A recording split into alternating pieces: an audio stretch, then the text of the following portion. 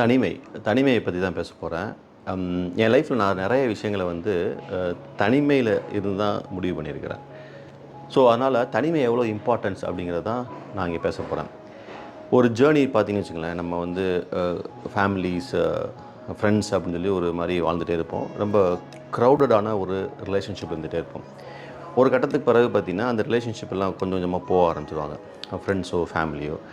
So ஒரு decision making கெரியரோ ஒரு life ஃபேமிலியோ வரும்போது நம்ம தனியாக இருக்கிறது ரொம்ப ரொம்ப முக்கியம்.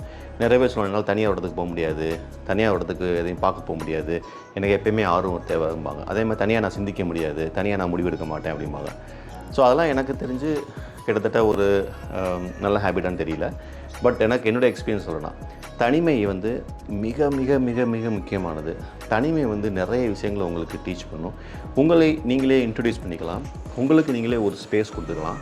இதெல்லாம் தான் it will make you very strong for a bad situation.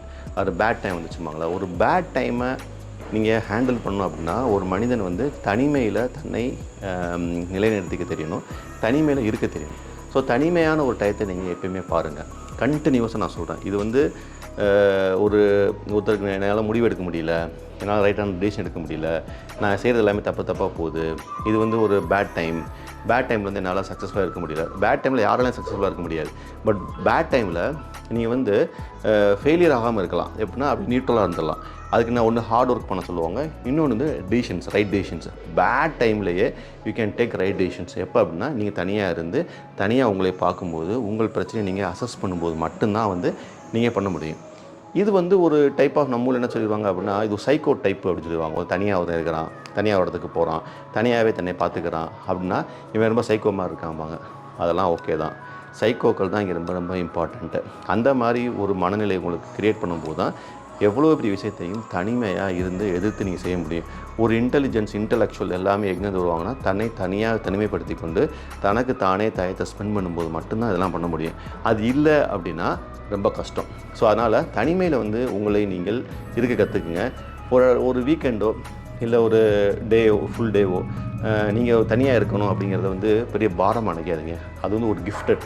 அதை எப்படி நம்ம ஆர்கனைஸ் பண்ண தெரியும் நமக்கு. ஒரு தனிமையை எப்படி ஒருத்தன் ஆர்கனைஸ் பண்ணுறானோ அதை பேஸ் பண்ணி தான் அவனுடைய கம்ப்ளீட் கெரியரே இருக்க போகுது. எந்த கூட்டத்தில் சேர்ந்து கோவிந்தா போட்டிருப்பாங்களா அந்த மாதிரி இல்லாமல் தனியாக தனக்கு தானே தன்னை ஸ்ட்ரக்சர் பண்ணி தன்னுடைய பேட்டர்னை அறிஞ்சு தனக்கு தானே இன்ட்ரடியூஸ் பண்ணி தனக்கு தானே டைம் கொடுத்து ஒருத்தன் பண்ணும்போது அவன் வந்து பெரிய சக்ஸஸ் ஆகணும், ஃபெயிலியர் ஆகவே மாட்டான். ஸோ தனிமை வந்து ரொம்ப ரொம்ப முக்கியம். அந்த தனிமையில் இருக்க பழகும்போது தான் நீங்கள் யாருன்னு உங்களுக்கே தெரியும். தேங்க்யூ.